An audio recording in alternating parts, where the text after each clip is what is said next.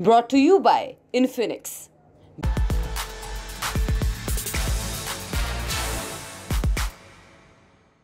कर्नाटक में कांग्रेस को शानदार जीत मिली। कांग्रेस ने 135 सीटों पर जीत दर्ज की, वहीं बीजेपी को 66 सीटें मिली।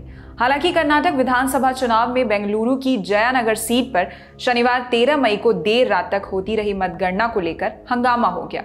इसके बाद जो नतीजे आए वो और भी चौंकाने वाले रहे। देर रात तक चली काउंटिंग के बाद बीजेपी उम्मीदवार सीके रामामूर्ति ने जीत दर्ज की। इस बात की जानकारी दक्षिण बेंगलुरु से बीजेपी सांसद तेजस्वी सूर्या ने ट्वीट कर दी। इससे पहले यहां कांग्रेस की उम्मीदवार सौम्या रेड्डी बहुत कम वोटों से आगे चल रही थी। इस बीच खबर आई कि सौम्या रेड्डी की जीत की घोषणा हो गई है। उन्होंने मात्र 160 वोटों के अंतर से जीत दर्ज की है। ऐसे में बीजेपी दोबारा गिनती करवाने की मांग करने लगी।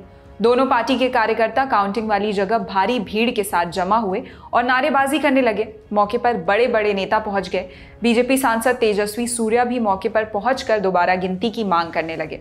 कांग्रेस नेता डीके शिवकुमार के साथ साथ राज्य इकाई के कार्यकारी अध्यक्ष और सौम्या रेड्डी के पिता रामलिंगा रेड्डी ने भी मामले का संज्ञान लिया और तुरंत मौके पर पहुंचकर इलेक्शन कमीशन में शिकायत दर्ज कराई।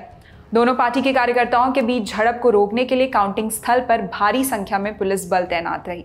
दोबारा गिनती को लेकर कांग्रेस और बीजेपी के बीच आरोप प्रत्यारोप का दौर जारी रहा। इस बीच BJP IT cell head Amit Malviya ने कांग्रेस को ट्वीट कर घेरा। उन्होंने ट्वीट कर लिखा, कांग्रेस जयानगर सीट हार चुकी है, लेकिन डीके शिवकुमार और कांग्रेस के गुंडे इलेक्शन कमीशन के अधिकारियों को सर्टिफिकेट इशू करने नहीं दे रहे। ये सब सिर्फ इसलिए हो रहा क्योंकि सीनियर कांग्रेस लीडर रामलिंगा की बेटी सौम्या रेड्डी की हार तय है।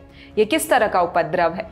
देर रात हुए सियासी ड्रामे के बीच दोबारा काउंटिंग के नतीजों में बीजेपी उम्मीदवार सीके रामामूर्ति ने मात्र 16 वोटों से सौम्या रेड्डी को मात दे दी।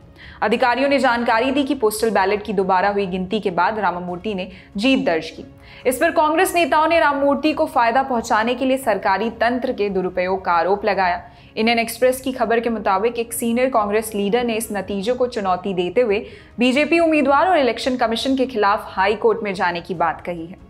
इस बीच जयानगर सीट पर जीत दर्ज करने की जानकारी देते हुए बीजेपी सांसद तेजस्वी सूर्या ने ट्वीट कर लिखा, हमने जयानगर सीट पर जीत दर्ज कर ली है। बता दें, कर्नाटक विधानसभा चुनाव में कांग्रेस ने इस बार स्पष्ट बहुमत हासिल किया है। कांग्रेस ने आधिकारिक रूप से 135 सीटों पर जीत दर्ज की, वहीं बीजेपी को 66 सीटों पर जीत मिली है। जेडीएस ने 19 सीटें जीती हैं, 2 सीटें निर्दलीय उम्मीदवारों और एक सीट कल्याण राज्य प्रगति पक्ष और सर्वोदय कर्नाटक पक्ष ने जीती है।